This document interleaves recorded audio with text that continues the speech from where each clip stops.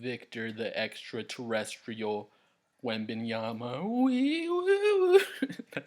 That's my alien impersonation again. Charles.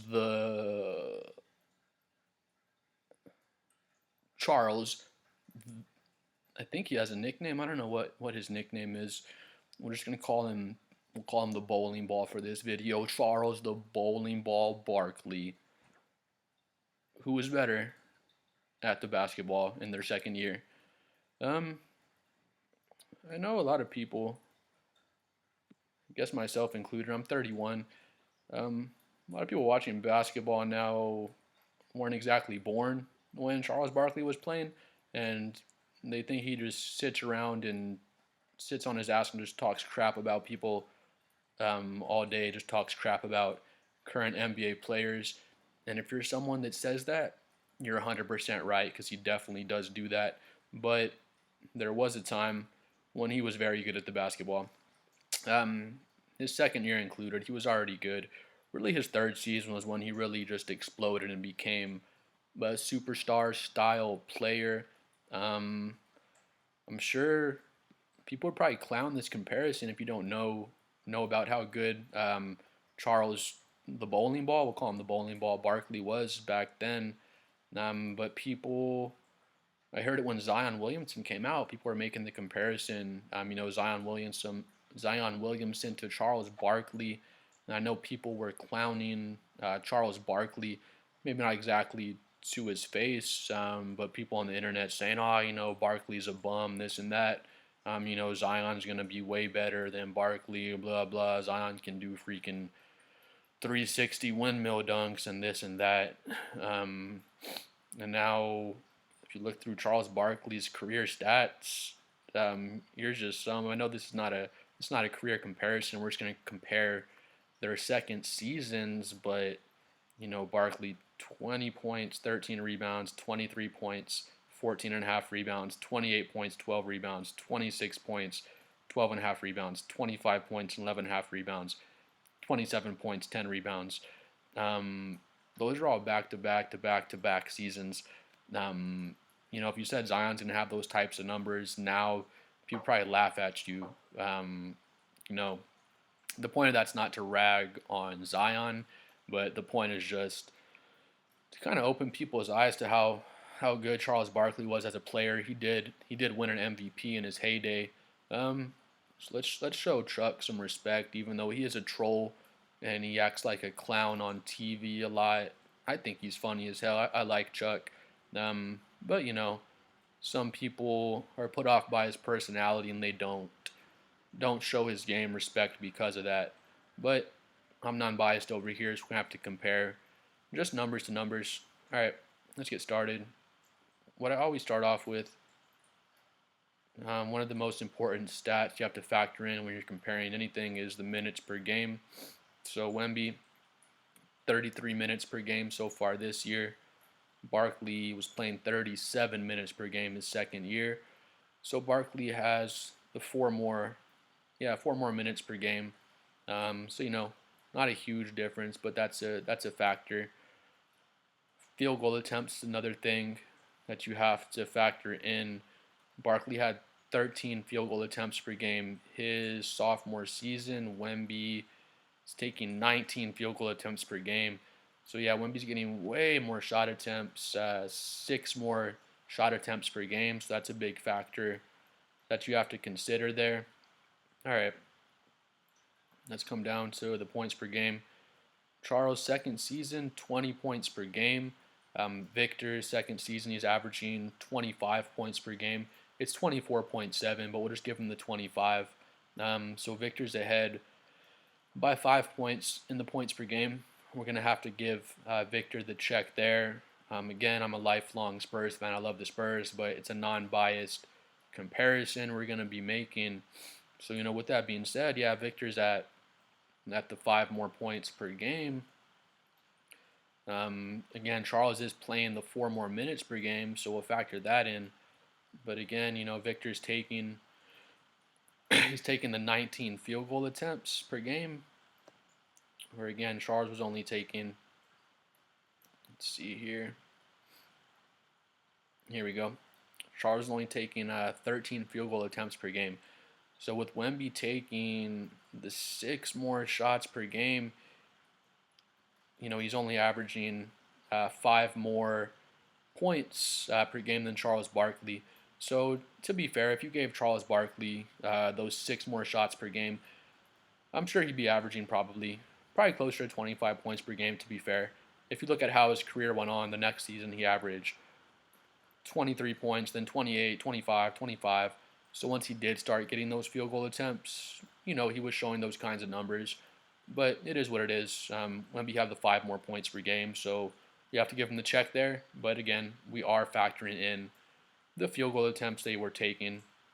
Um, Another really important stat, of course,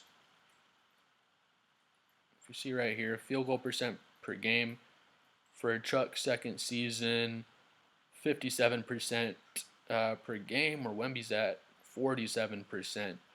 So, Chuck's 10% better on the field goal percentage.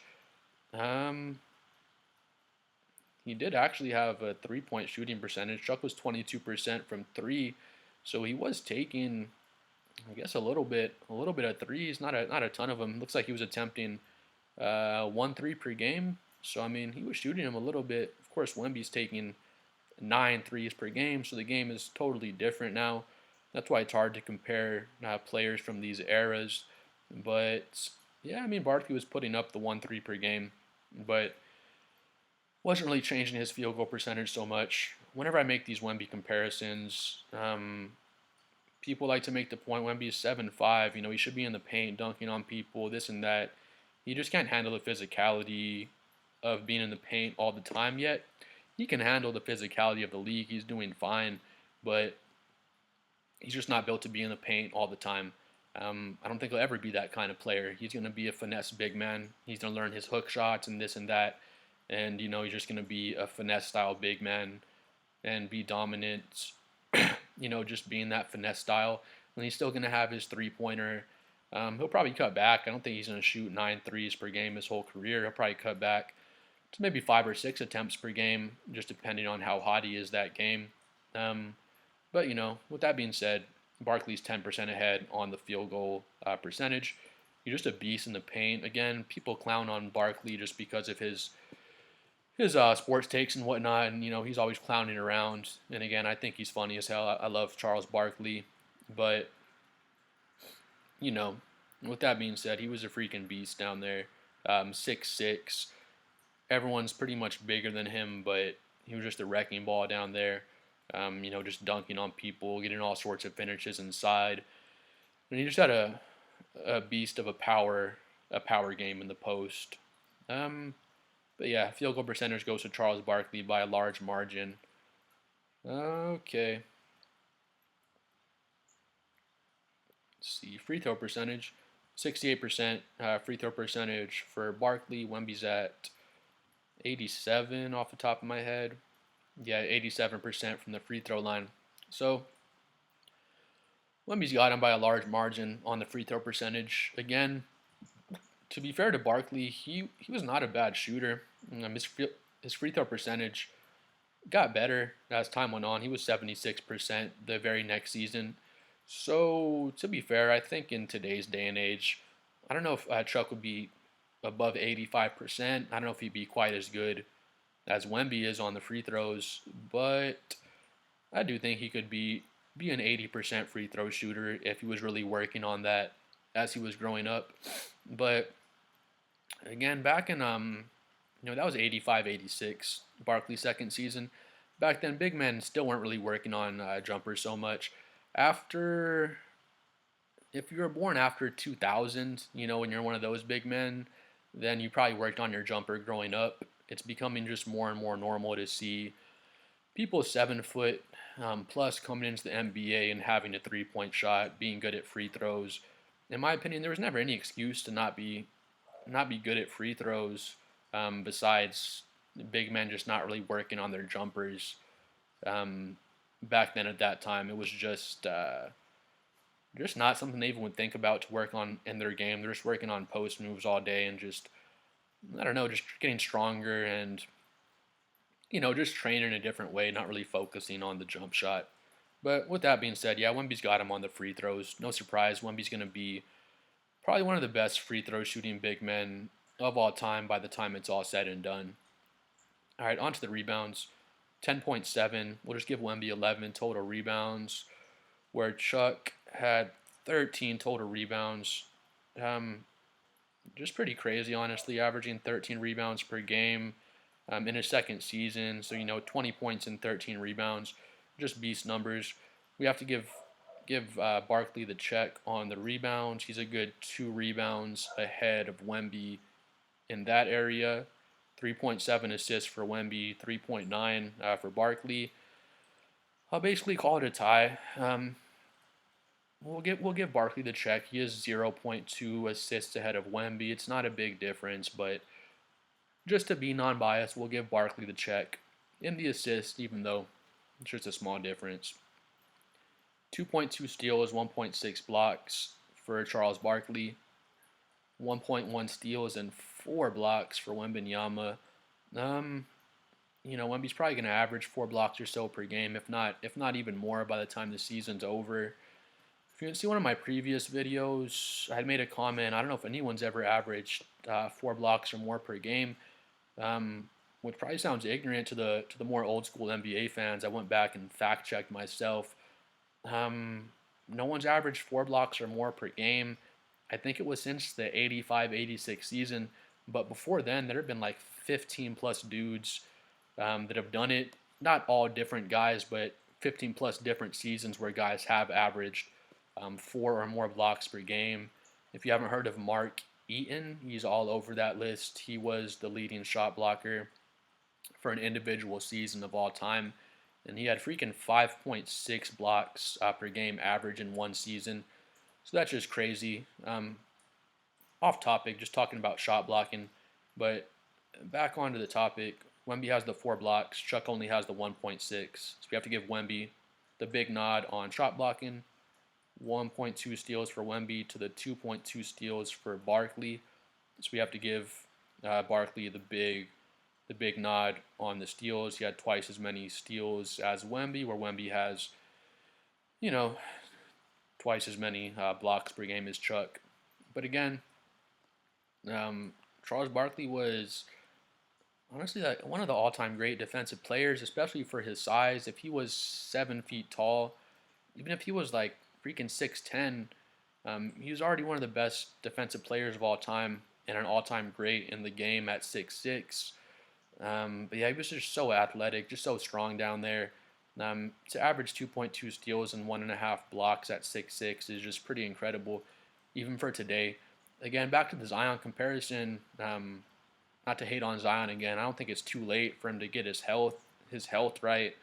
He honestly just has to get his attitude and his eating habits right. I mean, I heard talks of not him being in direct trade discussions with the Spurs, but I heard his name kind of discussed just around NBA circles, I guess, as possibly wanting to go to the Spurs. Please comment below if you're a Spurs fan. Even if you're not, just please comment below what you think. But me as a Spurs fan, I don't want Zion on the Spurs. Like, dude, you're lazy. You don't eat right. You're always injured. And if you're not injured, you're pretending to be injured. You can't play because of this and that. If he really has a chronic, reoccurring injury, like, I hope he gets better. I hope he gets his condition, gets his knees right and whatnot. But either way, NBA is a business. If he does have a chronic, reoccurring injury, we don't want him. If he's just lazy and doesn't take care of his health, we don't want him. Whatever it is, we just don't want him. If he gets his attitude and his health right, maybe we could be seeing some Charles Barkley style numbers. But again, got off topic again. But just going back, it just goes to show kind of how much of a joke that comparison looks like at this time. Again, younger NBA fans, I'm 31, so I am still basically a younger NBA fan. I wasn't alive for most of the time when Chuck was playing. But yeah, if you go back and watch some footage of Chuck's games, you see how much of a beast he was. But back to the second season comparison, I have to make my selection now, which player I would take in their second season. I'll compare them in a vacuum and compare them as far as which player you would rather have on your team um, just for one season, and who you think would give your team a better chance to win the championship this year. Those are kind of the two different ways to compare the players: the vacuum comparison, and then the comparison of, for your personal team, how much you think they would help your team this year. Um, Myself being a Spurs fan, again, I'm not having a biased take, but oh, excuse me, I'm drinking a Celsius over here. But yeah, my unbiased decision, I'd rather have Wemby over Charles Barkley. In a vacuum, I think Wemby's a better player. Um, just for their second season, compared alone, I think Wemby's a better player there as well. You know, he's got him in points, he's got him in blocks, Chuck's got him in the total rebounds. Wemby's got him on 3-point percentage as well. It's a totally different league, so that's hard to compare. Wemby's got him on free throw percentage. I think that's a fair comparison, even though, you know, the game has changed with big men shooting free throws. But either way, it is what it is. Wemby's got him on the free throw percentage. Again, Charles was 57% from the field, so Charles is quite a bit ahead on the field goal shooting. And then Wemby's taken, I think it was about 6 more shots per game. So you got to kind of factor that in into his scoring. But if you watch Spurs games, I made this point in a different video. I know Charles had some go-to moves by the time he came in the NBA his second year. Let me see one thing really quick. I want to say he was. The scroller is so weird.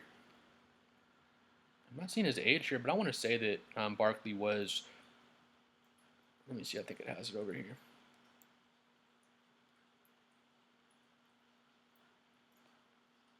Oh, here we go.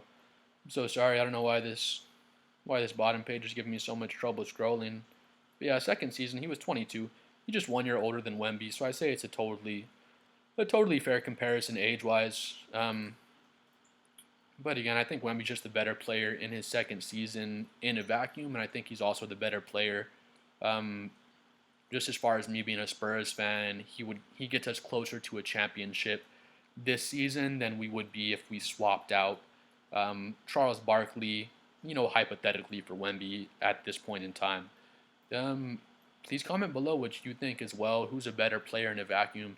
Please comment below who your NBA team is also, and if you think trading your star player for Charles Barkley would make your team better right now, and then also who you think is just the better player in a vacuum, like I was saying there. Again, if you made it to the end of the video, please like and subscribe down low. Your likes and subscriptions really help my channel grow and get bigger. And then just thank you guys again for watching. Please comment and let me know what you think, and we look forward to seeing you guys again for the next video.